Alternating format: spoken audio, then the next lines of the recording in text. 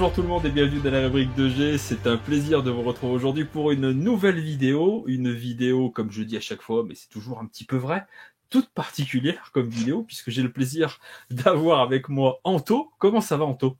Ben, ça va très très bien. Je suis très très content d'être là, et en particulier pour le sujet qu'on va aborder. Et puis c'est un plaisir d'avoir pu monter ce petit truc-là avec toi assez rapidement.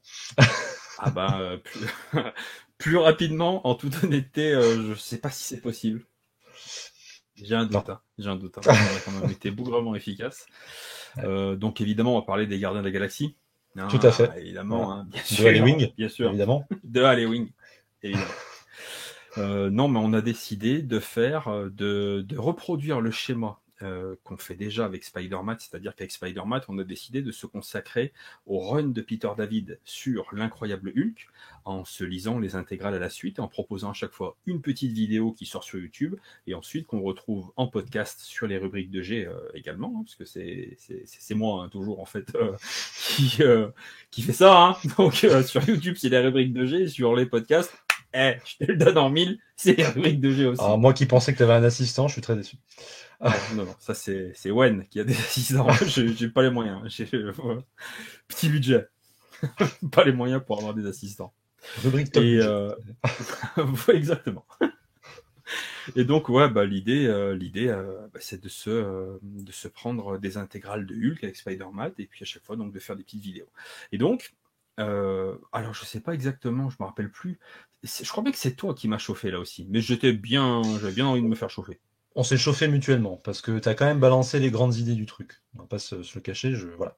C'est vrai, je Contrairement à suis un cadeau. Spider-Man qui t'a pris en otage, moi pour le coup c'était un peu 50-50. Non, c'était pas une prise d'otage, mais disons qu'il en avait très envie. Voilà. Ouais. Et mais ça me fait En super même temps, je plaisir de faire comprends ces parce que lui, émissions. il découvre en plus le sujet en même temps que toi, tu le redécouvres, donc ça peut être hyper intéressant. Là, pour le coup, c'est l'inverse, donc ça peut être aussi pas mal. Tout à fait, tout à fait. Et donc toi, pour situer un petit peu donc les gens qui ne te connaissent pas, en réalité, t'es la star d'Internet. T'es un peu notre Inox Tag à nous dans le petit milieu des comics. Arrête d'être partout. C'est un truc de dingue. Euh, T'ouvres un live qui parle comics, à un moment donné, tu vois qui? Paf, Anto. Tout le C'est temps là. C'est systématique, la ouais. classe. Après, la quantité ne veut pas dire qualité non plus, hein, donc voilà. Et pourtant, et pourtant, Et pourtant, mais, mais que tu es bon, mais que tu es bon. Et donc tu es un immense fan de Spider-Man, ça tout le monde le sait. Et si vous ne le savez pas, vous venez de le découvrir. Et donc on a décidé de reprendre les intégrales Spider-Man, alors pas les spectaculaires, voilà, moi toute oui, cette bah oui. belle collection. Alors si vous êtes en podcast, vous la voyez pas, mais il y a une collection de Spider-Man, mon ami, qui est quand même assez incroyable. Et on a décidé donc de se reprendre les intégrales Spider-Man, année après année. On va pas faire les spectaculaires, sauf s'il y en a certaines où tu me contrains en disant celle-ci c'est obligatoire, mais sinon on va se détendre un petit peu avec le porte-monnaie des copains. Hein. C'est ça. Et on va se concentrer donc sur les Spider-Man, les écritures saintes par Stan Lee et Steve Ditko, et puis on va faire ça année après année, et ainsi de suite, et ainsi de suite, et ainsi de suite. Pour Jusqu'à ce que l'instant, je crois l'un de qu'il y a nous une... demeure. Voilà. Ou que la chaîne s'arrête, ou enfin, on verra. On verra, on verra. Mais le but, c'est d'en faire ouais, le plus régulièrement possible, mais sans se prendre la tête. Faut que ça fasse plaisir. Ah ben moi, Voilà. c'est un petit rêve, encore une fois, je te le redis, hein, mais ça fait un bout de temps qu'on se parle maintenant, en direct. Mais le fait d'avoir une petite chronique régulière comme ça avec toi, moi, c'est hyper gratifiant parce que j'aime beaucoup discuter avec toi. Je pense que tu le sais. Je pense que quand on fait des lives, de ce que j'ai vu, les gens apprécient aussi quand on est en groupe et tout. Ça fait ultra plaisir aussi. Donc, quoi de mieux que de faire une chronique avec toi sur Spider-Man? J'ai envie de dire, voilà. Pour l'instant, ça part très bien. Voilà. Et je pouvais pas réveiller. Fatigué, hein, ouais, c'est un peu tard hein, au moment où on enregistre. Hein. Je pouvais pas rêver meilleur voilà, compagnon d'aventure, compagnon d'échappée, pour reprendre un terme de cyclisme chez Albert Moon, Qu'on pour salue. cette aventure. Et qu'on Ah, bien salue, sûr. bien sûr. Évidemment. Puis en Mais plus, au-delà de ça, c'est un plaisir de reparcourir ces œuvres-là que j'ai déjà lues Alors celui-là, je l'ai lu il y a une bonne dizaine d'années, celui dont on va parler aujourd'hui, donc 62-63. D'ailleurs, pour ceux qui ont la vidéo, vous pourrez voir ici que c'est le logo des 50 ans, hein, donc ça remonte voilà, à 2012 pour le dernier intégral en date. Et du coup, c'est un plaisir de les relire et de les reparcourir dans le cadre de cette émission qui, du coup, entre guillemets, m'oblige aussi un petit peu à me forcer à m'y remettre. Mais au-delà de ça, quand tu es dedans, bah, tu lâches plus, quoi. Et on va en parler tout à l'heure, et je pense que ça a un peu le même effet que pour toi. Et moi, cette intégrale, je ne l'avais jamais lue, et ce ne sont que des épisodes que je n'avais jamais lus. J'en ai évidemment entendu parler. Ils étaient même quasiment, enfin, je sais pas comment dire, il y a une certaine proximité avec les origines de Spider-Man, nécessairement, quand tu es fan de Marvel, mais pour autant, je n'avais jamais lu les premiers épisodes, et ça a été une surprise. Et on peut le dire d'entrée de jeu, j'avais très peur. Enfin, ouais, si, j'avais très peur hein, quand même. J'avais très peur, déjà parce qu'on est sur un récit qui date des années 60. Mm. Donc j'avais un petit peu peur d'avoir une narration datée, douloureuse, voilà. Et puis j'avais aussi peur du dessin de Steve Ditko, qui, si les gens qui me suivent régulièrement en fait s'en rappellent, savent que je ne le tiens pas en très haute estime techniquement. Loin de là, hein, pour rester poli, hein, je suis vraiment pas fan du dessin de Steve Ditko. Et donc j'avais vraiment peur en fait de cette rencontre.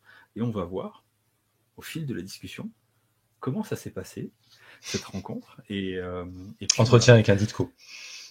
C'est ça. C'est un peu l'idée. Alors que toi, Ditko. Ah bah moi c'est ma Madeleine de Proust parce que les premiers épisodes de Stanley et Steve Ditko, ça faisait partie des premières histoires que j'ai lues sur le personnage. En fait, il y a eu un trio de tête. J'ai eu le Spider-Man de McFarlane, donc la série qu'il a eu en 91. J'ai eu le Superior Spider-Man et j'ai eu les premiers épisodes directement. Et du coup, ça fait partie d'une de mes portes d'entrée. Et forcément, bah, je mets de côté tous les aspects peut-être un peu plus formels de son dessin et un peu datés de son style parce que c'est ce qu'on m'a mis directement dans les mains en fait. Alors que si tu mets ça entre les mains de quelqu'un qui consomme du comics moderne à l'appel, forcément ça peut poser souci. Tout à fait. Et puis il y a la narration quand même très spécifique des années 60. Exactement. Voilà. Ouais. Ça demande quand même une certaine gymnastique et on va dire des prérequis, une certaine souplesse et sagacité d'esprit pour se remettre dans le délire de l'époque. C'est ça. Et est-ce qu'on rentrerait pas dans le vif du sujet? Bah, allons-y. Est-ce que tu pourrais nous présenter un petit peu cette intégrale? L'intégrale, c'est simple, elle fait partie comme tu disais tout à l'heure, des monuments un peu des fans de Marvel, hein. C'est un peu les pépites, pas forcément cachées, mais des trésors qu'on peut avoir dans le patrimoine Marvel. Ça arrive donc en 62, donc le tout premier épisode historique de Spider-Man, c'est Amazing Fantasy numéro 15. Amazing Fantasy, c'est une série pour situer qui était un peu sur le déclin à l'époque. On arrive au 15e numéro, la série avait d'ores et déjà été annulée assez rapidement, et du coup, on avait proposé à Stan Lee de rédiger un court récit qui permettrait de combler un peu, quoi. Et quand Stan Lee est arrivé avec son idée Enfin, Stan Lee, Steve Ditko et Jack Kirby, j'aime bien citer les trois parce que c'est un travail commun, il faut le rappeler, mais quand Stan Lee, qui a pris la tête forcément, est arrivé avec cette idée de proposer l'homme araignée, eh ben, on lui a quand même pas mal rionné, notamment Martin Goodman, qui était l'éditeur à l'époque, si je ne m'abuse, et qui lui avait dit que ça n'aurait absolument aucun succès d'avoir un personnage comme ça, qui en plus avait peut-être la possibilité aussi de faire peur aux enfants quelque part. Un homme masqué, représenté par une araignée, c'est pas ce qui marcherait le mieux auprès du grand public. Mais après tout, ils ont dit de toute façon, voilà, la série va être annulée, donc fais ce que tu veux. Et du coup, il arrive en 62, donc après avoir inventé les 4 Fantastiques un an plus tôt et avoir relancé finalement Marvel Comics. Il arrive en 62, il balance ça et résultat des courses, carton total. Le personnage fédère dès le départ. Le numéro se vend très bien. De mémoire, je n'ai pas les chiffres en tête, mais ça, c'est un vrai carton éditorial. J'ai un Si bien exemplaire que ici d'ailleurs. ah oui oui bah oui.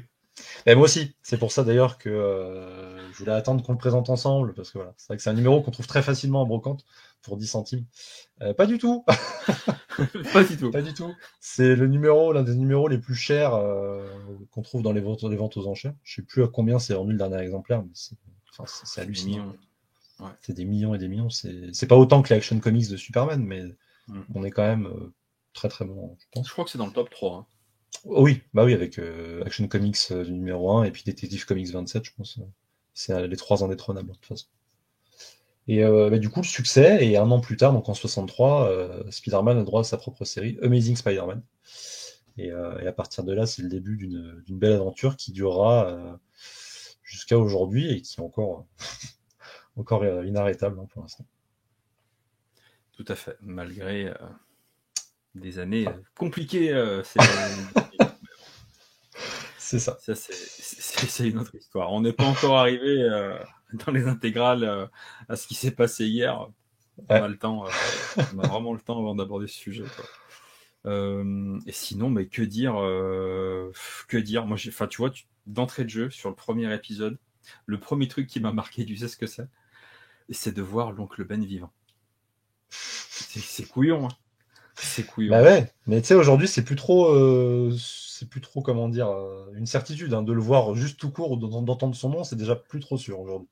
Mais, Donc, ouais, mais ça m'a fait quelque chose, tu vois. ouais. C'est débile, hein, je sais, hein.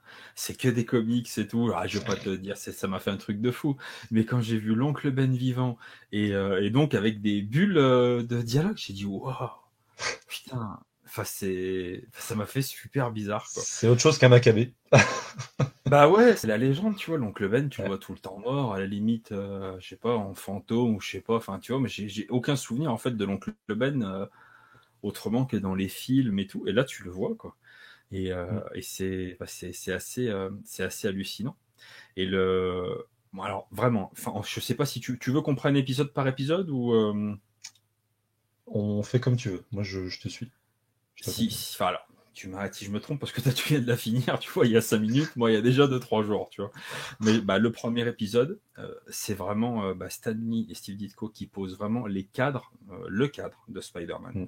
Vraiment, comment il a eu ses pouvoirs, la mort du tonton, etc., etc. D'entrée de jeu, assez rapidement, hein, je crois que c'est dans les chapitres 2, enfin c'est assez vite, il croise aussi les 4 fantastiques. Mm. Tout à Donc tu as fait. tout de suite déjà ce principe d'univers partagé qui est C'est moi c'est merveilleux. ça aussi, ah bah c'est merveilleux, puis c'est ça qui Au sens premier me du terme. ah oui qui me fait le plus fantasmer là-dedans et vraiment immédiatement tu retrouves page après page, case après case, tu as vraiment Stanley et Steve Ditko qui te posent le cadre général du personnage. Qui est Peter Parker, le côté un petit peu loser à l'école, le gringalet qui est super bon à l'école, etc.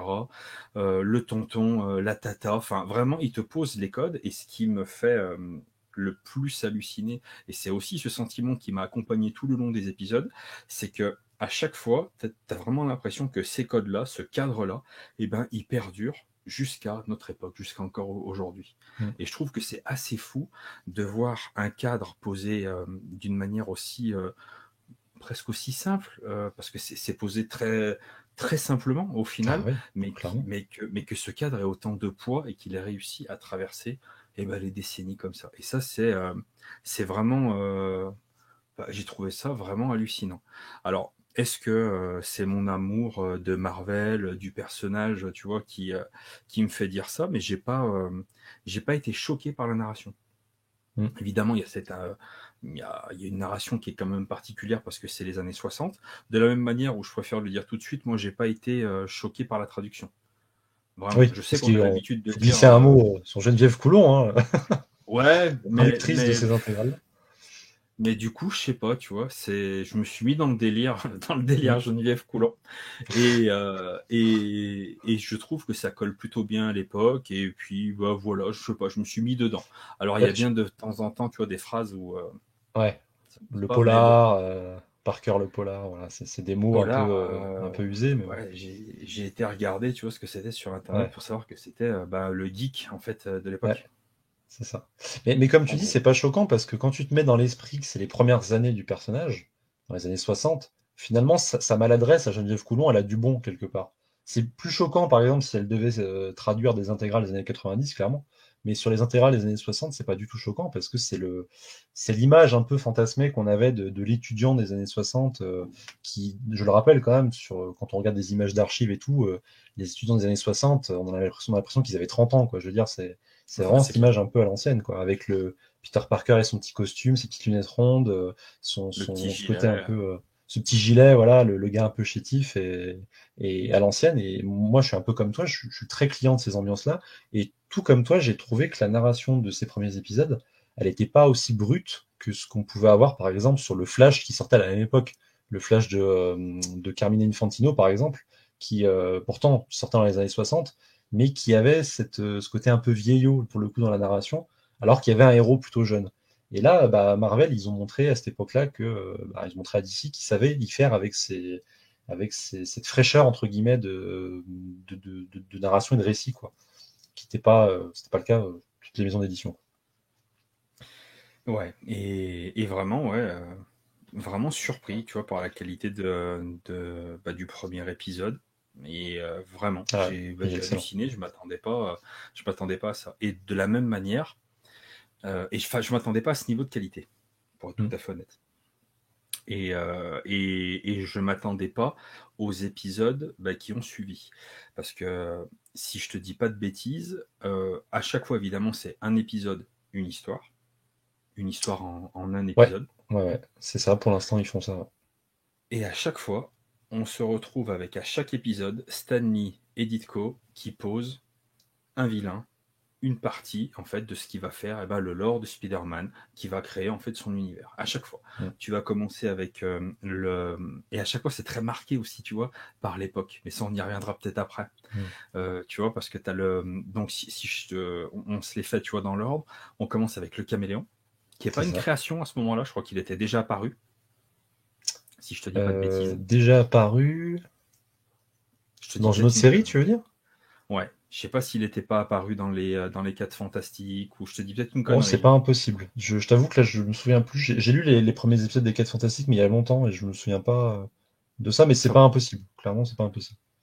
le caméléon, donc Ouais, celui qui réussit à tout le temps changer de visage, qui réussit à se ouais. fondre un peu de partout. On est vraiment dans le délire espion. Mm. Espionnage industriel, Années 60. communiste. Voilà. On est plein dans les années Les 60. criminels de cette époque-là, quoi. Voilà. Et puis les fantasmes aussi de cette époque-là. On a tout de suite derrière, et ça je m'y attendais, mais pas du tout, le C'est vrai? vautour. Ah ouais. Ah ouais, je En fait, m'attendais t'avais pas vu au vautour aucune en fait. image, même sur Internet, en faisant Rien. des recherches pour tes vidéos, t'avais jamais croisé rien Rien, du tout. rien, rien, Ok. rien, rien. Ah, c'est Rien. Mais non, intéressant. j'étais jamais remonté jusque-là, quoi, tu vois. Et puis Ouais. j'en gardais vraiment enfin, même pas un souvenir, une idée préconçue assez lointaine, tu vois, au final. Ouais. Et vraiment, j'étais persuadé que très rapidement on aurait Norman Osborn. Pas du tout. Ah, ouais, d'accord. Ah Ah, non, comme quoi, vraiment, tu vois, j'étais. hein, Ah ouais, non, c'est mais intéressant. carrément, hein. Et quand j'ai vu le vautour, tu vois, j'ai halluciné. Et ce qui m'a fait le plus halluciner, c'est le design et c'est le dessin du vautour. Il y a un petit truc qui change parce qu'il va apparaître 2 fois le vautour. Il Mm. y a un petit truc qui change dans le costume. C'est-à-dire qu'entre sa première apparition et l'épisode à la fin de l'intégrale où il réapparaît, il a plus de plumes sur le cul. Si tu feras attention dans le premier épisode, Ouais. Case numéro il 5, a, troisième planche. Ouais. Mm.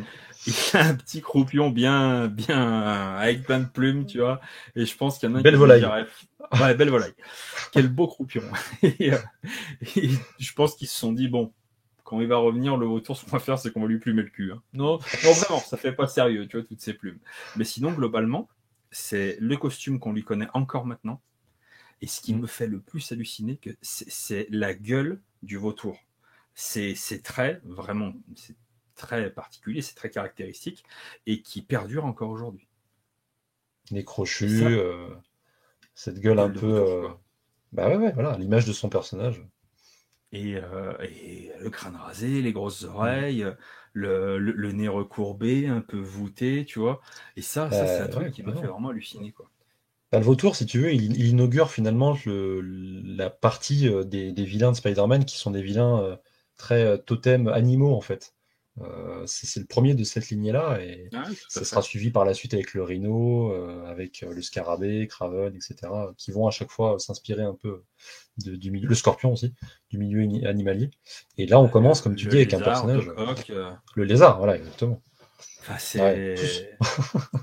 Ouais, ça, franchement, ça m'a fait vraiment bien halluciner. Puis pareil, voilà, une petite histoire sympathique. C'est ça. Et voilà, quoi. Puis à chaque fois, des histoires de 20 pages. Et Ouais, finalement, tu as beaucoup d'informations en 20 pages, soit pour la première ou la deuxième, là, ou même la troisième dont on vient de parler. Et tu as beaucoup d'informations et finalement, tu as l'impression ils prêtaient pas autant d'importance que sur ces éléments que nous, on pourrait faire aujourd'hui. Parce que tu vois, on nous parle des grands pouvoirs et des grandes responsabilités, mais c'est dans une petite case, c'est le ouais, narrateur qui te le dit, tu vois. C'est pas Oncle Ben, contrairement à ce que beaucoup de gens croient. Et aujourd'hui, si on devait refaire une origin story, forcément, notre inconscient serait porté sur ces éléments-là. Parce qu'on a ouais, vu les films, on a vu des projets qui déjà décortiquaient un peu tout ça, donc on pourrait pas faire autrement. Alors que bah, à l'époque, c'était bah, comme un paix sur un drap de soie, hein, pour reprendre une expression consacrée. Il prenait les éléments, il les enchaînait les uns après les autres, et puis démerdez-vous avec ça, quoi. Et c'est impressionnant de voir ce qui est resté et ce qui est pas resté, justement. et ce qui fait aussi la valeur de ces phrases-là, c'est la manière dont, dans les années suivantes, les différents scénaristes vont réussir à revenir toujours aux origines et à C'est se ça. réapproprier ce qui a été fait et à mettre le doigt sur certains trucs. Et ça c'est très caractéristique dans les comics de super-héros. Je présume Mm, chez DC aussi, même si je connais moins, mais chez Marvel, c'est mais vraiment tout à fait ça. mm, C'est même la base. À un moment donné, quand tu sens que ton personnage il s'est un peu perdu, reviens sur les fondamentaux, reviens sur les écritures saintes mm. de tonton Stanley, tonton Kirby, tonton Ditko, et généralement, tu vois, tu peux arriver à retrouver, on va dire, le nord sur ta boussole, quoi. Mm. Et voilà, ça c'est vraiment un truc qui m'a bien plu. Et aussi cette manière de te présenter un personnage, un ennemi, ses motivations, ses caractéristiques physiques de son costume, son pouvoir en 4-5 cases. C'est ça. Pouf, pouf, En pouf, une pouf. planche, parfois, t'as tout, quoi. D'une efficacité, mais redoutable, quoi. Ouais. Et, Le et voilà. savoir-faire à la Stanley, hein, pour le coup, c'est quelque chose qu'on peut pas lui. Je peux lui reprocher beaucoup de choses parce que ben, quand tu apprends petit à petit les coulisses, un peu de voir comment ça s'est passé, c'est vrai qu'il y a des histoires intéressantes, mais sur la façon de faire, c'est vrai qu'il avait. Enfin, même toi, tu sais, hein, de toute façon, mais Un il petit avait peu.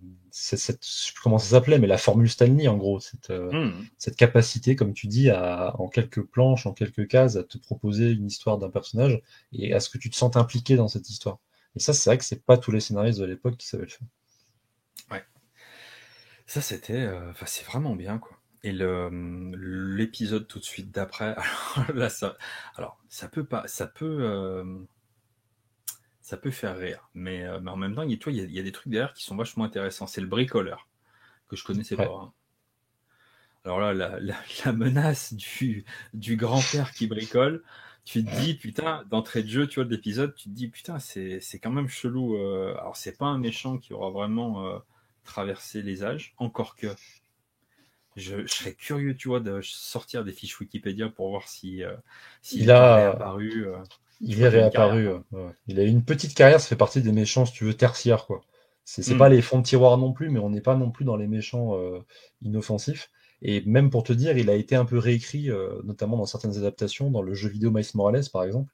Au lieu de d'accord, mettre Phineas Mason, ils ont réécrit le personnage, ils en ont fait Finn Mason, qui est en fait une jeune femme, qui d'ailleurs habite dans enfin son atelier, c'est dans une espèce de petite bicoque, un peu comme ce qu'on voit dans le numéro là. Et sur le coup, moi je m'en souvenais pas, donc j'ai revu le truc, je fais ah, c'est marrant, ils sont vraiment allés jusqu'à piocher dans les designs hmm, des baraques. Et ils en font un personnage à la pointe de la technologie, mais moderne, forcément pour le coup. d'accord. Donc c'est intéressant de voir l'héritage que ce personnage a eu, qui pourtant de base est, comme tu disais, un peu facile, quoi, enfin un peu simple comme méchant. Et ouais, mais ça, c'est le vernis. Parce que derrière, ça cache une invasion d'extraterrestres, quoi. C'est ça. Et ça, c'est pareil. On revient toujours au qu'est-ce Ouais, qui pouvait faire fantasmer et préoccuper le public de l'époque, quoi. Les complètement. extraterrestres, enfin Science-fiction. voilà. Science-fiction à mort, tu vois. Et direct, allez, épisode 3, je crois, ou épisode 2, je sais plus. Mm. Allez, pan, une invasion d'extraterrestres. Avec un vieux bricoleur, tu vois. Pareil, avec une gueule bien typée, tu vois. C'est le talent de Ditko, je trouve, qui a réussi à faire des gueules Ah ouais. bien typées. Et, et ouais, vachement Et sympa. il Vachement te le sympa. montre, hein. Il fait un gros plan sur son visage en plus pour montrer qu'il sait bien les dessiner. Donc, Ah, ouais. il est Et très il y en sympa a pas un aussi. qui se ressemble, hein. À chaque fois, ils ont tous Non. une gueule bien Non. particulière. Même si l'écriture parfois en effet peut te laisser montrer des méchants qui ont un peu le même objectif, hein, de carrière, c'est-à-dire cambrioler des banques. C'est beaucoup ça, en tout cas dans la Ouais. première intégrale. Visuellement, à l'inverse, ils ont vraiment, en effet, comme tu dis, cette identité, quoi. à chaque fois. Fritz Marco, bah, c'est un mec avec des rainures sur la tête, et voilà. Le vautour, c'est un mec avec un nez crochu. Le bricoleur, c'est un vieux briscard avec sa petite chemise de soie et puis ses petites lunettes sur le front. Enfin, ils ont vraiment, comme tu dis, cette identité, quoi. Cette parure. Et l'épisode d'après, c'est... Ah bah, on arrive sur du lourd. Mister Doc Ock en personne. Ouais. Première apparition du Doc Ock qui fait partie, on peut le dire, je pense, du top 3 des méchants préférés de Spider-Man, et ceux qui ressortent le plus facilement. Et là, bah, on en parlait tout à l'heure, mais en une planche et demie, l'origin story, c'est bon, quoi. C'est calé, et puis après, débrouillez-vous, quoi. Mais je suis Ah oui, curieux d'avoir ton avis sur cet épisode, parce que moi, c'est un épisode que j'ai beaucoup apprécié à relire, tu vois. Donc, moi de tous, c'est celui-là mon préféré. bah, je pense Ah ouais. aussi. Si on met de côté les origines, forcément, mais Oui, oui. les autres épisodes, ouais, Mais déjà parce que j'adore Doc Ock. pareil. Donc forcément, moi ça me fait kiffer. Quand j'ai commencé à lire des comics, Venom n'était pas encore arrivé dans l'univers de Spider-Man. Et donc Doc Ock, c'était dans notre imaginaire, c'était vraiment l'ennemi, quoi, tu vois. C'était vraiment Mm. la vedette. Et donc forcément voir l'origin story de Doc Ock, eh ben, ça fait super plaisir. Et encore une fois, le truc qui m'impressionne le plus, bah, c'est que tu prends Doc Ock en 2020, en 2021, et tu prends le Doc Ock de Ditko, c'est les deux mêmes. Mm. Enfin, le costume, c'est le même, le pouvoir, Là, bah, actuellement, c'est ouais. le Mm. même. Le seul truc qui change, que j'ai repéré sur son costume, à chaque fois il y a un petit truc qui a un petit peu évolué, c'est que normalement c'est vraiment une ceinture qui lui entoure la taille. Et là, dans le premier épisode où tu vois Doc Ock, il a aussi, ça remonte ici et ça fait le tour de son cou. Mm. Je sais pas si tu vois, c'est juste la seule petite différence qu'il y a. Ouais. Et après, il y a des trucs qui Le, vont se développer après dans le temps. le code couleur, notamment, qui va se développer après. Parce que là, pour l'instant, il est en tenue blanche, mais après, en effet, il y a le code couleur, le fameux orange et vert, Ouais. qui sont très, un Et peu le lien frappants, quoi. télépathique Et le avec lien les télépathique. tentacules Exactement. qui va se développer. Mais sinon, tu regardes la gueule de Doc Ock, bah c'est Doc Ock, quoi. Enfin, Mm. c'est Doc Ock comme on l'a toujours connu, et enfin ouais, ça fait halluciner, quoi. Et j'ai vraiment, vraiment bien apprécié cet épisode, d'autant plus qu'à un moment donné, on spoil, hein, on s'en bat un peu les couilles, hein. Ça a Oui, 50 ans, hein, le truc, hein. ça, oui, ça a 60 ans, donc l'année prochaine. Donc on peut y aller. Mais j'aime beaucoup, tu vois, l'idée aussi que Spider-Man, il prend une rouste à un moment donné. C'est le premier méchant à le mettre en défaut. Ouais. Exactement. C'est génial. Et, et de la manière dont il va rebondir et revenir et repartir à l'assaut. Et franchement, l'épisode, il pète, quoi, même encore maintenant. Mm. J'ai Bah, vraiment dans été sa surpris. structure narrative, il pète complètement parce que comme tu dis, c'est l'essence du personnage. En fait, tout est là. En 20 Ouais. pages, sans forcément les développements annexes qu'il pourrait y avoir, mais en 20 pages, tu as finalement l'équivalent de Spider-Man 2, le film, parce que c'était un peu ça, mais avec Ouais. le savoir-faire de Ditko et de Lee, quoi.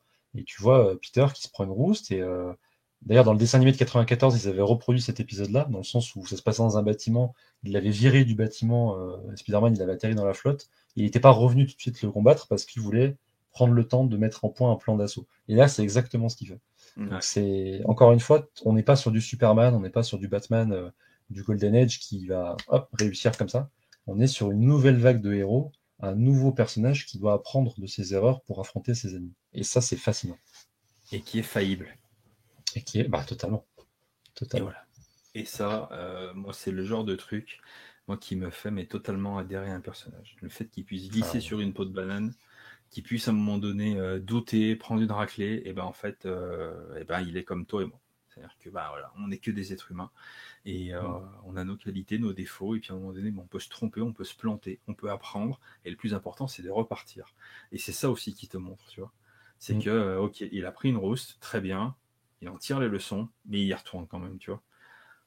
Sacrée leçon de force morale, j'aime bien. Je pense que c'est pas des C'est pas mauvaises pour idées. rien que c'est mon personnage préféré, hein. De toute façon, de toute fiction confondue, c'est celui qui m'inspire le plus pour ces raisons-là que tu viens d'évoquer. Et cette capacité, malgré les difficultés, malgré les échecs, et pourtant là, on en est qu'au début de sa carrière, hein. C'est rien du tout ce qui s'est comparé à ce qui se mangera 10, 15 ans après.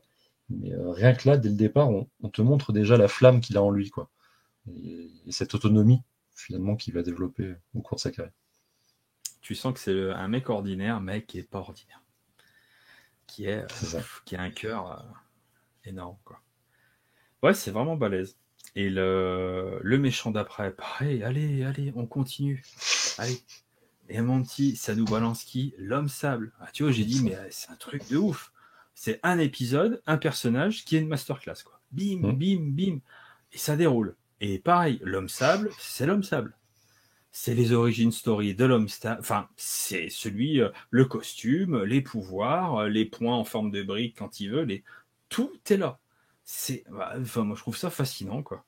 Et là aussi, tu vois, un petit épisode, bah ouais, qui passe super bien, quoi. Vraiment. Euh, dans toute cette intégrale, les épisodes qui me plaisent le plus, c'est pas ceux où il va forcément faire intervenir les 4 fantastiques ou bien réutiliser des personnages qui existent, mais c'est vraiment ceux qui s'intéressent à développer l'univers du personnage. Pareil. On est vraiment dans cette idée-là, quoi. Dans l'idée de, on a un perso, on a un concept, et maintenant, pof, on va faire exploser tout ça et on va créer son univers. Bah, en même temps, c'est logique ce que tu dis, parce que cette volonté de créer un univers à soi, c'est quelque chose qui était nécessaire, puisque Spider-Man est le premier héros jeune adulte, entre guillemets, à être leader de sa propre série. Parce que jusqu'à présent, tu sais très bien que tous les grands héros de l'époque avaient toujours des sidekicks, et les sidekicks, bah, c'était les héros comme Peter Parker, mais qui n'avaient jamais le projecteur sur eux, quoi. Et là, forcément, si tu mets un jeune héros, c'est pas pour derrière nous dire que, voilà, c'est que derrière le mec a besoin des 4 fantastiques pour lui sauver les miches tout le long, quoi. Ou je sais pas, besoin d'Iron Man pour lui sauver les miches tout le long, par exemple. Suivez mon regard. Mais et là, c'est la force de cet épisode-là, par exemple. Tu vois. Il se bat contre un colosse. L'homme sable, c'est un mec qui, en plus, au niveau des pouvoirs, qui pour le coup lui donne encore une fois un nouveau défi. Et du coup, il doit se servir de sa tête pour essayer de le battre. Et c'est génial. C'est trop bien. Ouais, non, mais carrément. Et il y a un autre truc qu'on n'a pas dit, c'est que d'entrée de jeu, il y a J. Jonah Jameson qui est là. Ah ouais, comment ne pas l'évoquer? Et c'est pareil, c'est lui. Ouais, Et c'est aussi ça que je trouve super. Alors on le sait, mais c'est marrant aussi de le voir à l'époque. C'est vraiment de voir, il a tout contre lui, hein, Parker. Alors, il a des emmerdes, son oncle est mort, et il a un mec, un mania de la presse qui a décidé de le fumer, quoi. Et puis qui fait tout pour le fumer, quoi. Et en plus avec des quiproquos des fois, putain, pareil, quoi. Tout est là. Tout est là. Alors, il y a un petit revers de la médaille, tu vois, avec le tout est là. C'est qu'une fois qu'on se dit, parce qu'il y a d'autres épisodes après, mais une fois qu'on se dit que, ok, tout est là, c'est aussi là que tu te rends compte que finalement, en 40 ans, il n'y a pas tant de choses qui ont changé. Tu vois ce que je veux dire? Alors, il y a eu des choses qui ont changé, mais comme tu dis, à chaque fois, bizarrement, on revenait à ce statu quo-là. À chaque fois, on revient sur les fondamentaux, quoi. Et il y a du positif et du négatif. Mais ça, on pourrait y revenir après, ou peut-être dans une autre émission à la limite, tu vois. Mais, on va le voir au fil de la lecture, de toute façon, je pense. Ouais. Parce que tu vois, il y a un moment donné, il faut être capable de faire grandir ces personnages, de les faire évoluer, d'accepter qu'il y en a qui meurent, d'autres qui arrivent, d'autres qui. Enfin voilà, quoi. Et c'est un peu ça ce qui ne se passe plus depuis Straczynski, je trouve. Un petit peu avec Dan Slott, je trouve, quand même.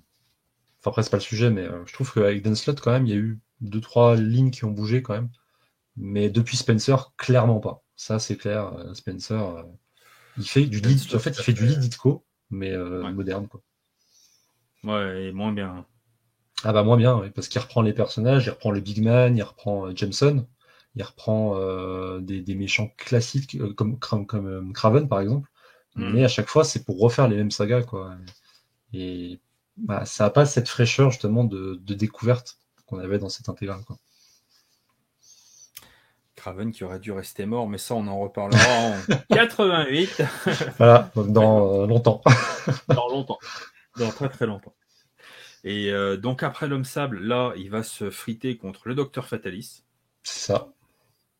Qui est fidèle à l'image qu'on avait de Fatalis à l'époque. Moi, j'ai jamais été très fan du Fatalis de Stan Lee et de Jack Kirby.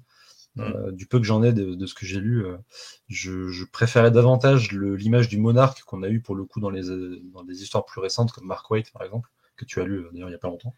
Mais le fataliste des débuts, c'est un scientifique fou un peu basique en fait. Il n'a pas ce côté très terrifiant, je trouve, qu'il a pu avoir par la suite.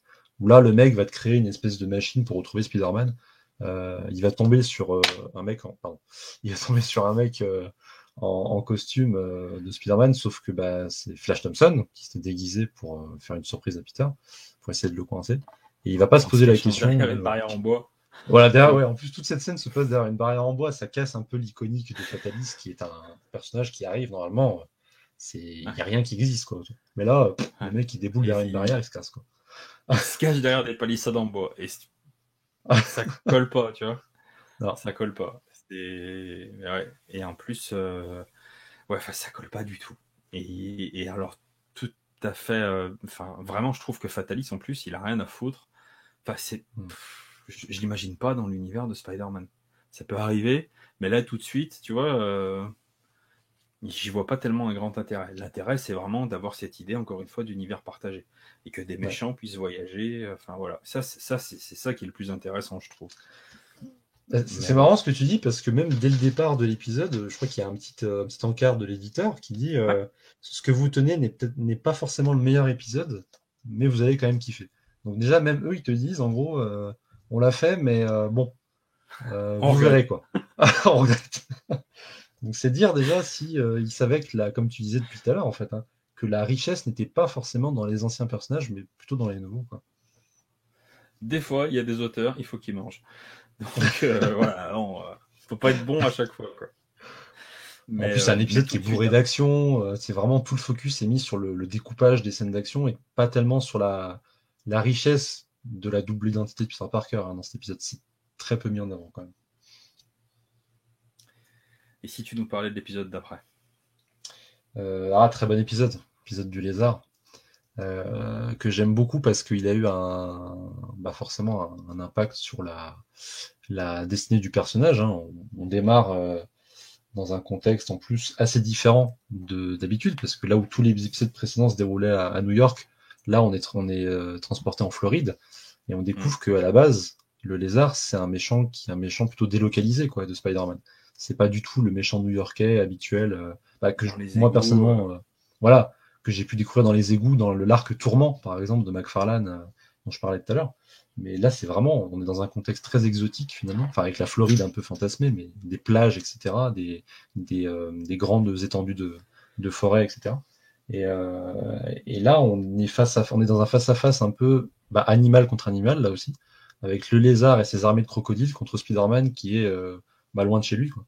Et j'adore cet épisode pour ça, et en plus il présente le docteur Connors, il t'explique un peu, là aussi en quelques cases, comment il est devenu le lézard, et il te pose des enjeux,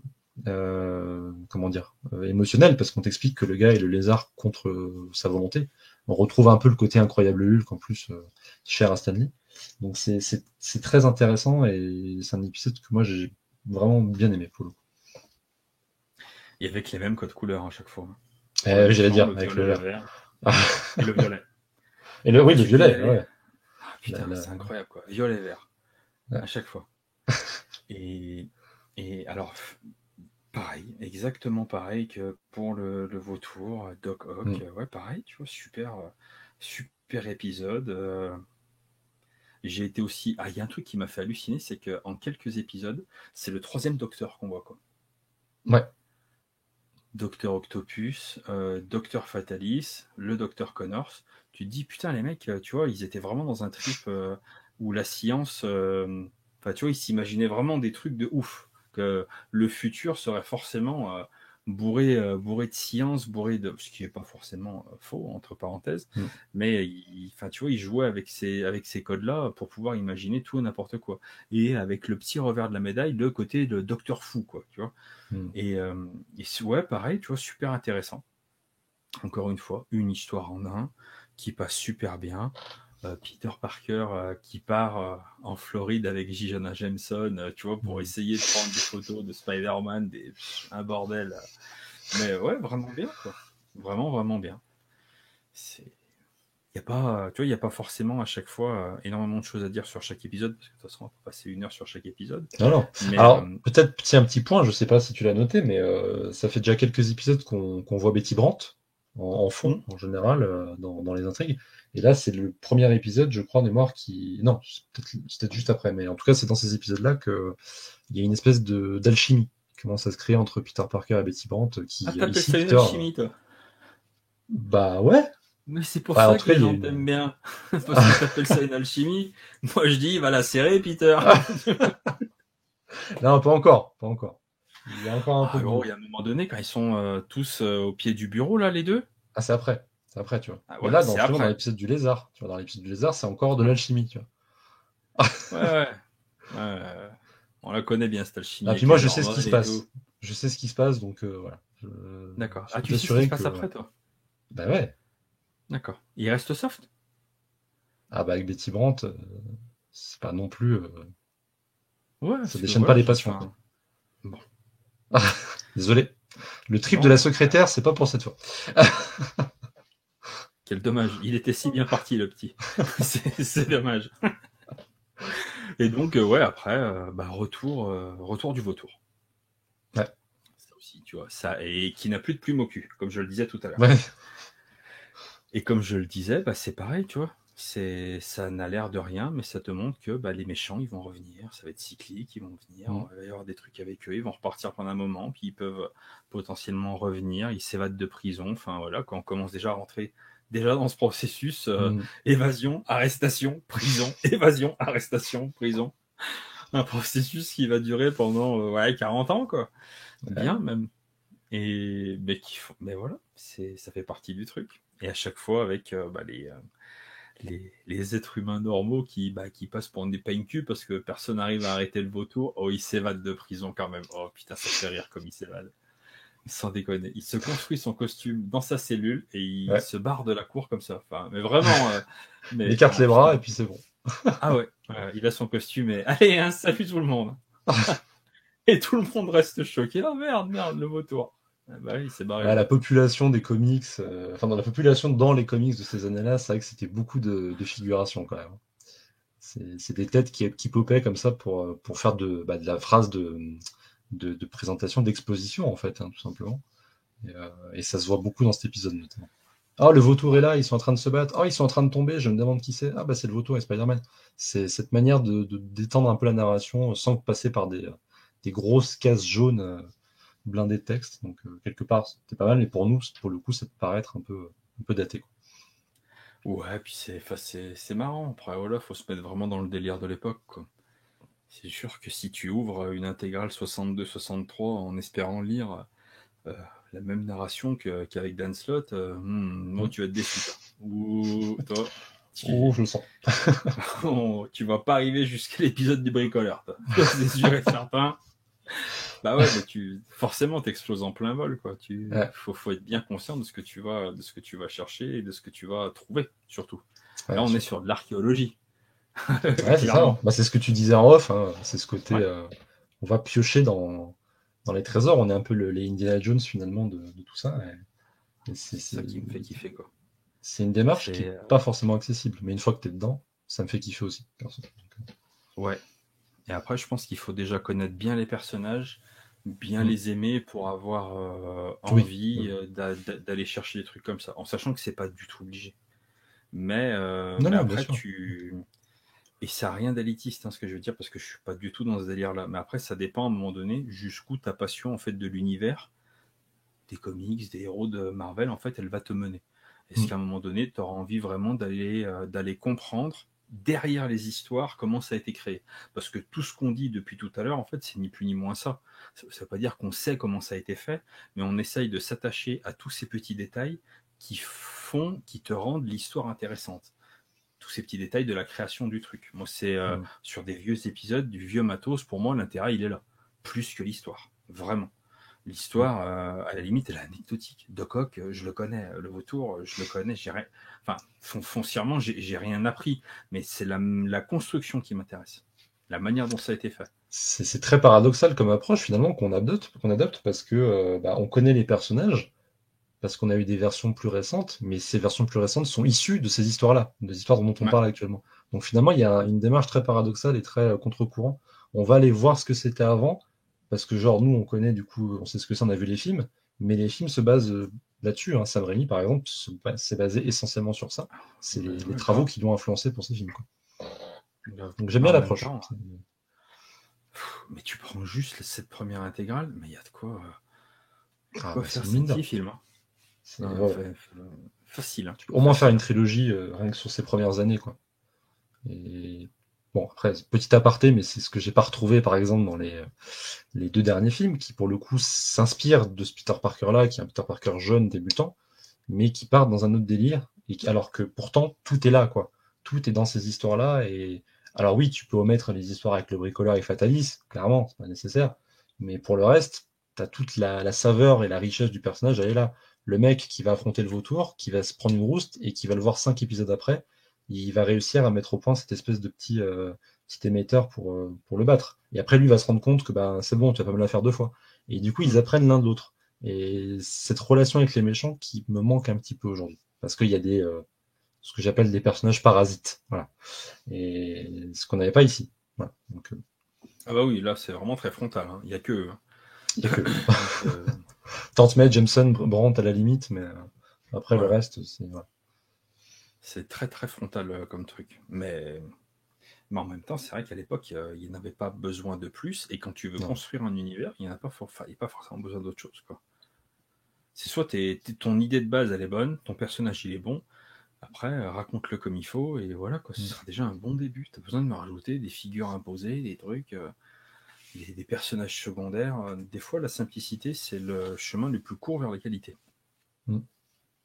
On la garde, Joli. celle-là. Ouais. À mettre aux On la côtés d'un garde. grand pouvoir. Hein. Je pense que c'est un peu du même niveau. Et il reste un dernier épisode. Après, on va parler un peu Exactement. plus de, de la totalité. Ouais. Strange Tales Annual. Exactement. Ouais. Tentative d'accent absolument terrible. Qui va tourner beaucoup autour des 4 Fantastiques et de la Torche, avec une petite particularité, là c'est dessiné par Kirby, Exactement. et c'est ancré par Ditko. Ça se voit. Ça se voit parce Et, que son trait se fond un peu dans celui de Ditko. et, mais comment te dire. L'histoire, je m'en fous, là pour le coup. Ah ouais. L'histoire, je m'en fous. Enfin, c'est pas tellement mon problème, tu vois. Mais j'ai adoré avoir ce petit épisode tout de suite après tout ce qu'avait fait Ditko. Et ça te permet, en fait, si tu veux, Enfin, moi, ça m'a permis de comparer les deux. Avec l'ancrage de Ditko, qui est encore bien particulier. Mais j'aime beaucoup Kirby ancré par Ditko. Hmm. Je trouve que Ditko, il apporte beaucoup. Je sais pas. Je sais pas qui ancre Kirby d'habitude. Enfin, qui ancrait Kirby d'habitude. J'ai pas J'en vérifié, mais. j'en ai pas la moindre idée. Je sais pas s'il s'ancrait pas tout seul Ouais, il y a parce des que chances. Ditko, le reste du temps, il s'ancre. Hein. Il se Ouais. débrouille tout seul. Hein. Ouais. Et tu vois, enfin, quand même, mon Dieu, mais qu'est-ce qu'il était fort Kirby, quoi. Putain, Ah, la vache. Kirby.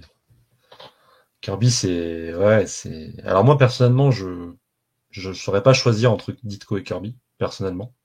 Je sais que toi, le choix est fait, mais moi, personnellement, je pourrais pas choisir parce que j'adore leur style qui finalement se ressemble assez, je trouve. Mais j'aime bien cette simplicité dans les traits qui pourtant révèle une grande maîtrise d'un plan d'ensemble vraiment très réussi. Mais il faut reconnaître que quand tu as du Kirby, quand même, tu es content. Enfin, moi, je suis content quand je vois du Kirby. Parce que le gars, c'est un peu le gars qui tient les pieds de ta baraque, quoi, si tu veux. À un moment donné, enfin, à l'époque, tu faisais appel à lui. Et enfin, il a dessiné Hulk, notamment, les 4 Fantastiques. Il dessinait les Avengers aussi. Il dessinait toutes les grosses séries de l'époque. Donc, clairement, de voir sur Spider-Man, ça fait plaisir. Surtout que si je ne dis pas de bêtises, que j'ai énoncé tout à l'heure, mais il est en partie responsable de la création du costume, tel qu'on l'a connu dans ces années-là. D'accord. Et tu vois, pour répondre à ce que tu me disais, moi, Kirby, c'est, je crois, le seul dessinateur, le seul créateur qui me fait encore peur aujourd'hui. Où je n'arrive pas à lire du Kirby, où je ne me sens pas suffisamment Mm. calé, suffisamment à niveau pour pouvoir me lancer dans le 4e monde, tu vois, par exemple, et pour Mm. pouvoir Ouais. l'apprécier à sa juste valeur. j'ai peur, tu vois, si jamais je rentrais à l'intérieur d'un truc comme ça, bah, de passer totalement à côté. En même temps, je me suis lancé dans cette intégrale en me disant, putain, je ne peux pas saquer Ditko. Pour moi, Ditko, il dessine comme un sac. Voilà. Je suis désolé, mais tu vois, je vais commencer par le négatif sur Ditko. Très Et bien. ensuite, je vais aller sur le positif, parce qu'il faut terminer quand même par ce qui est le plus important. Vraiment, je trouve que Ditko, il dessine comme un sac. Vraiment. Il y a des proportions qui sont dégueulasses. Il y a quand il balance la toile d'araignée, il y a des trucs qui m'insupportent. C'est que la toile d'araignée, c'est juste des traits. Enfin, il y a des proportions qui sont pas bonnes. Enfin, il y a des fois des rotations de visage, des angles de visage, en fait, où tu te dis, putain, mais il est où le cucu, il est où la tête. Enfin, tu vois, Pour le vautour avec les plumes, notamment. on peut pas dire que ce soit bien réalisé. Et ça tranche forcément quand tu vois Kirby à la fin de l'épisode. Où là, je peux pas dire que tout est en place, tout est homogène, tout est carré. Enfin, tu vois, rien ne jure. Là où je ne m'attendais pas à ça venant de Ditko, c'est justement, en fait, il y a plusieurs points sur lesquels je m'attendais pas à ce qui réussisse à me bluffer. C'est sur sa capacité créative, en fait.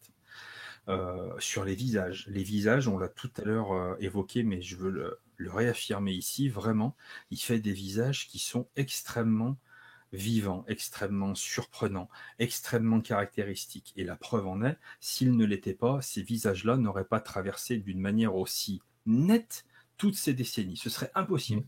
Donc c'est vraiment le talent de Ditko pour créer ces personnages-là qui leur permet d'avoir cette gueule-là, même encore 60 ans après, et peu importe les dessinateurs qui passent dessus. Et ça, c'est extrêmement impressionnant. Regarde, pour te donner un petit exemple, tu regardes Lady Brock, le Venom de Todd McFarlane. À l'époque où c'est Todd McFarlane qui le dessine au tout début, un petit peu plus tard quand c'est du Bagley, et quand tu le regardes maintenant, il a plus du tout la même gueule. Ouais. Plus du tout. Tu prends le vautour, tu le prends dans les années 60, dans les années 80, ou demain, il a cette gueule-là. Et ça, je trouve que c'est vraiment la preuve qu'à un moment donné, le Ditko, il a vraiment su donner une empreinte, une caractéristique, une singularité à ses personnages. Et ça, c'est vraiment, tu vois, vraiment mettre à son crédit, et c'est, je pense, une part de son génie créatif. Et l'autre truc, tu vois, que j'ai trouvé vraiment incroyable, c'est cette capacité, comme on le disait tout à l'heure, à mettre en lumière les caractéristiques de ses personnages. Les costumes, les tentacules, les ailes du vautour. Putain, le mec est bon, quoi. Le mec est bon, le mec, il a des idées absolument incroyables. Peut-être que c'est pas le meilleur pour les dessiner, mais en termes d'idées, de design, putain, le mec est vraiment monstrueux. Et un autre truc qui moi m'a surpris, on en a parlé en off, c'est-à-dire que je savais pas d'où ça venait, mais j'y faisais même pas attention en fait, c'est-à-dire que pour moi il y a des figures imposées quand je lis du Spider-Man ou quand je lisais du Spider-Man, c'est-à-dire que quand il a son sens araignée qui s'active, tu réussis toujours à avoir la tête de Peter Parker avec la moitié en fait de son visage où il y a le masque de Spider-Man et les petits traits noirs sur les côtés pour symboliser le sens araignée. Et ben ça, quand moi je lisais du Spider-Man des années 80-90, et quand il avait son sens radar, quand il était encore en Peter Parker, et ben son sens d'araignée, et ben il s'activait de cette manière-là. Cette idée visuelle, là aussi, coup de génie de Ditko, et ça traverse les décennies. Ça traverse les décennies, pas parce que c'est intéressant que ça traverse les décennies, ça traverse les décennies parce que c'est brillant. C'est brillant, tout est là. Voilà, il n'y a rien besoin d'enlever, tout est parfait. Et l'autre truc, c'est comment tu dessines. Tu vois, il dessine pas forcément bien, mais quand tu regardes certaines poses du personnage, des poses, c'est peut-être pas le meilleur pour les réaliser, mais dans l'intention, tu vois ce côté très agile, ce côté un peu arachnéen du personnage. Tu sens qu'il essaye de mettre ça dedans. Et ça, c'est balèze aussi. Et l'autre truc qui vraiment m'a fait kiffer, c'est-à-dire que quand moi je disais du Spider-Man, de Bagley, tout ça, c'est-à-dire que quand tu avais une action de Spider-Man qui se voulait être très rapide, tu dessinais Spider-Man, au fur et à mesure de l'action. Et pour symboliser le mouvement, tu avais l'arrivée du personnage qui était avec le costume rouge, noir, et avec tous les petits traits en fait de la toile sur son costume. Et toutes les poses d'avant étaient d'une couleur un tout petit peu plus claire.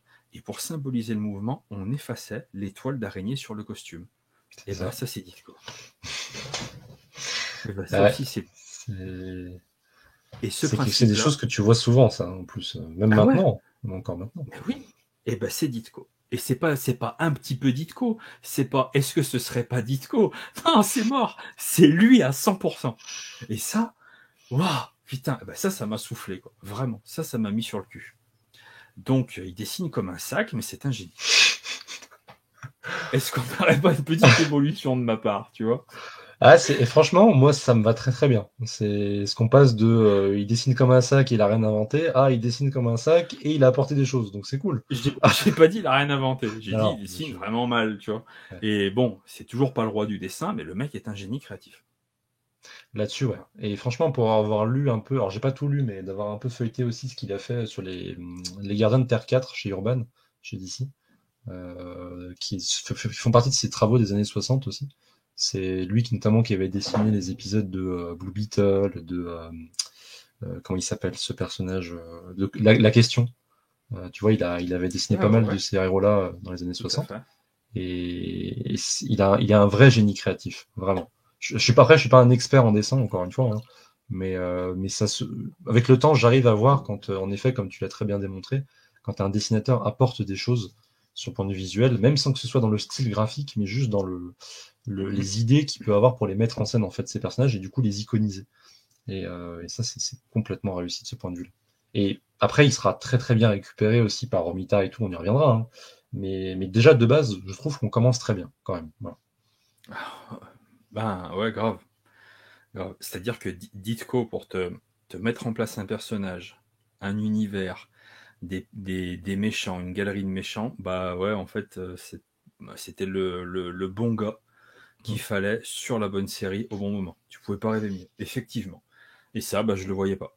Ça, je l'avais pas compris, ça, je l'avais pas calculé. Donc voilà.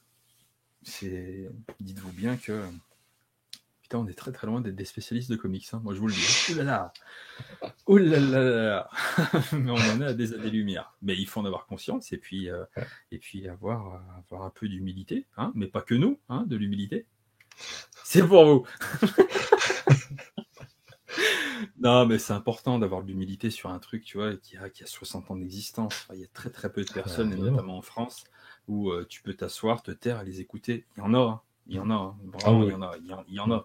Mais il y en a aussi, ils essaient de te le faire croire, et non. Non, faut pas s'inventer des vies, tu vois. Et mais voilà, vraiment, j'ai passé un moment avec cette intégrale absolument merveilleux, absolument incomparable. Et tu vois, c'est quand tu lis des fois des trucs comme ça, où dans une certaine mesure, tu te sens, enfin moi je me sens privilégié de pouvoir revenir sur des époques comme ça, et puis de pouvoir les lire, et de savoir en plus qu'on va en parler tous les deux. Ah bah, là aussi, ça rajoute.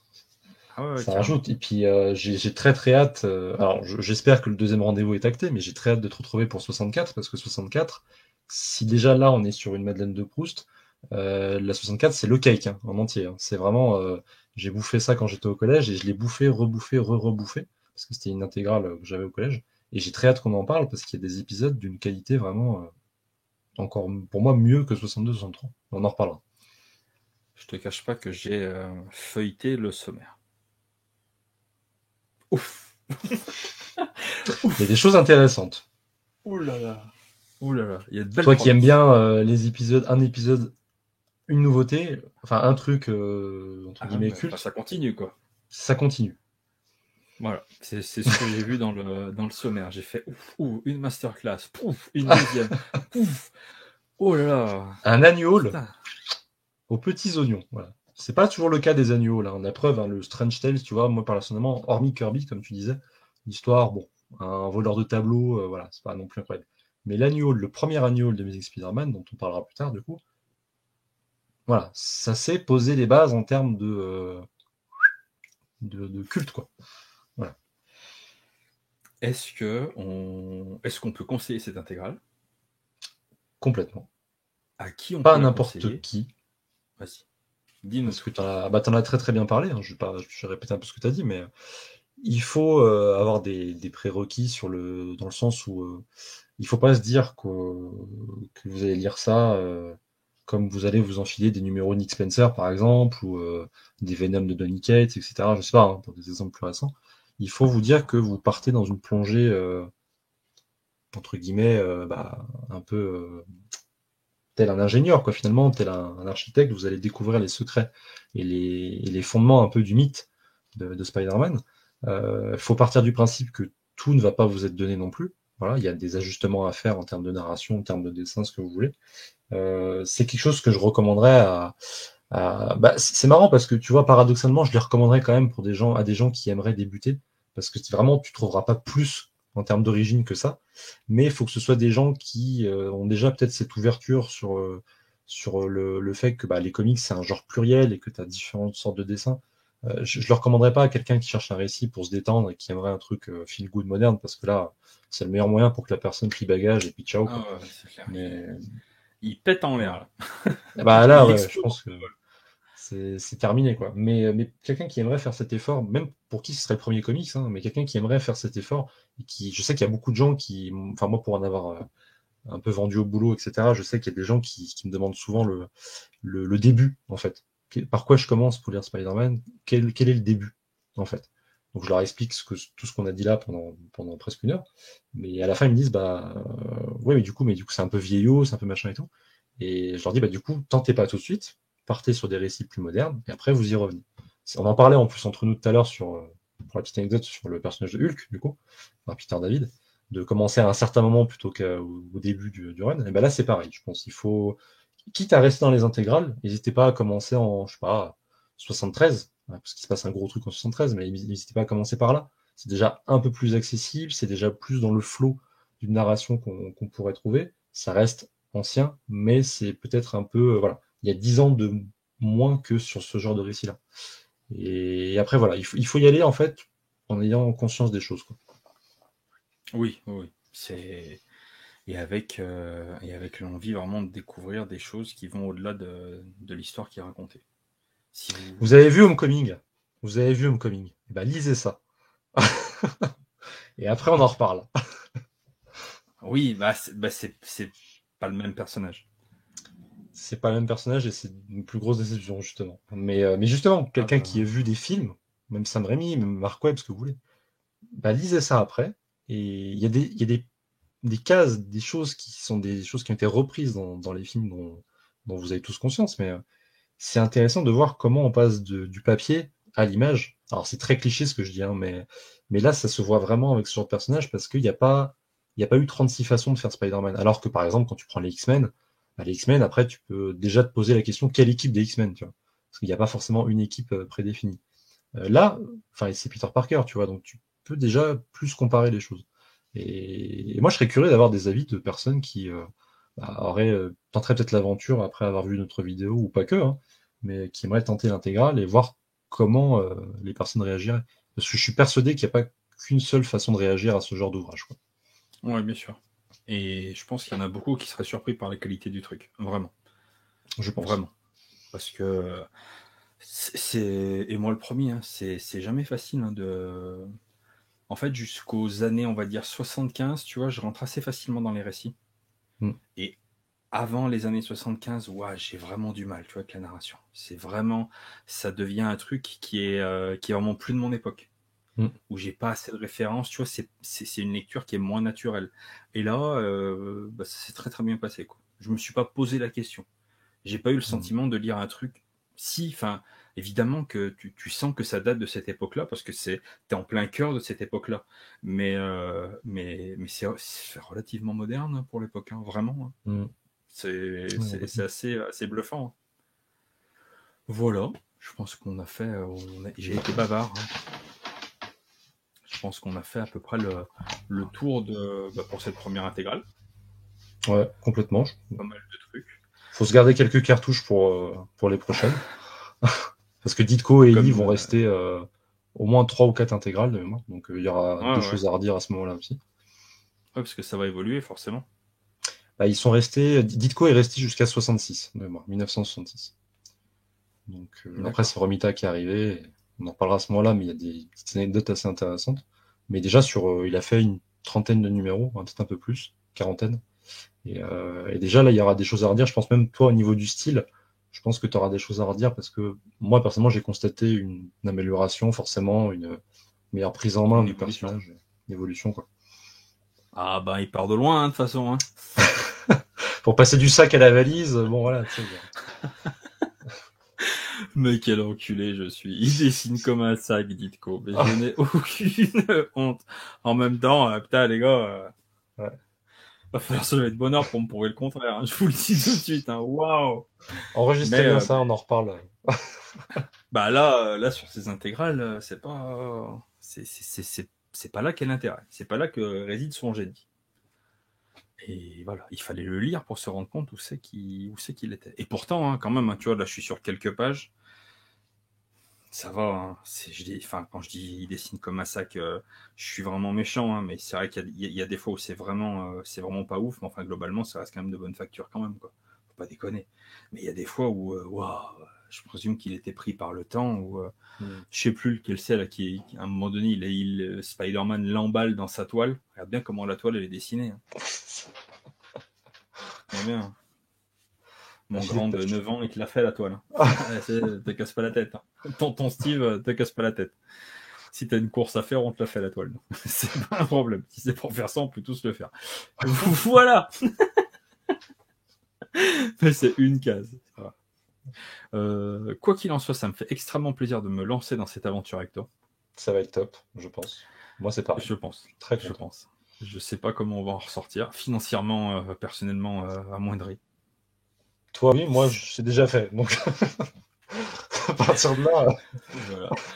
Mais je vais convenir d'un gentleman agreement avec mon libraire pour faire un échéancier. Une intégrale par mois pendant 180 mois. On va trouver une formule comme ça. Avec et on va essayer de revenir. Et voilà, il essaiera de te faire une formule. Ça va. Je pense. Mais bon, il me connaît bien maintenant, on se tutoie.